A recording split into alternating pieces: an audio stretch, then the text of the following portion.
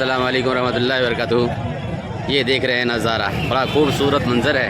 ओवैसी के चाहने वालों का यह नज़ारा है जो ओवैसी साहब के इंतज़ार में हैं। यहाँ से कई किलोमीटर दूर ओवैसी साहब आने वाले हैं और यहीं से भीड़ देखी जा सकती है जो दिल से मोहब्बत करते हैं। और ये सब जो है ओवैसी साहब की तरफ से लड़ने वाले, विधानसभा का इलेक्शन लड़ने वाले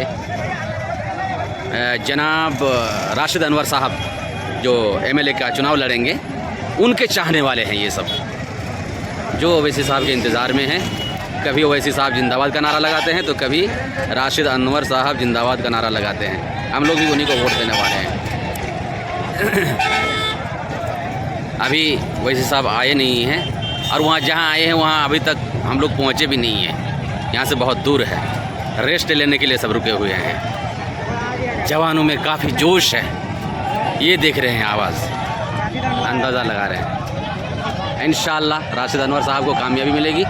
हम लोग दुआ करते हैं कि अल्लाह रब्बुल आलमीन उनको कामयाब करे, इसलिए कि ये हक़ की लड़ाई लड़ रहे हैं। इनके अलावा अक्सर व बेशतर जो मुसलमानों को बदनाम करने की कोशिश करते हैं वो पेट की लड़ाई लड़ रहे हैं और मुसलमानों पर राज करने के लिए और मुसलमानों को गुलाम बनाकर रखने के लिए ये ढकोसला और मोहब्बत का नाटक कर रहे हैं और कह रहे हैं कि ओवैसी साहब को वोट ना दो वरना बीजेपी जीत जाएगी। ऐसा लगता है कि सिर्फ ओवैसी को वोट देने से बीजेपी जीतेगी, दूसरों को वोट देने से बीजेपी हार जाएगी। ये जो है मुसलमानों को ठगने का एक बहुत बड़ा फार्मूला है जो अब चलने वाला नहीं है। लोगों को समझ में आ गया है कि ये बेवकूफ़ बनाया जा रहा है।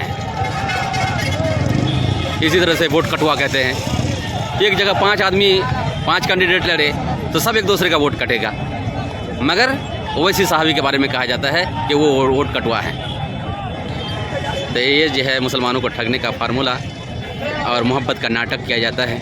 मुसलमान धीरे धीरे समझने लगे हैं, जवानों में समझदारी आ चुकी है, जो तालीम याफ्ता हैं वो समझ चुके हैं, लेकिन बूढ़े पुराने किस्म के लोग जिनके अंदर इल्म की कमी है अभी तक समझ नहीं सके।